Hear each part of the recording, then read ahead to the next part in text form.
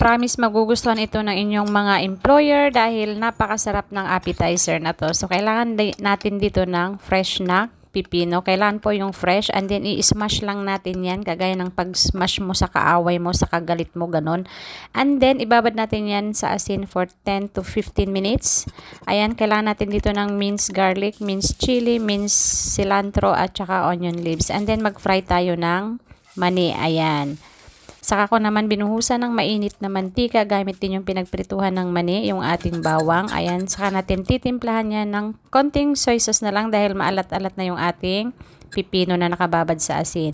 Black vinegar at saka sugar. Ayan, tinanggal ko yung tubig dun sa pipino natin. Saka na lang natin i-mix-mix yan. Ayan.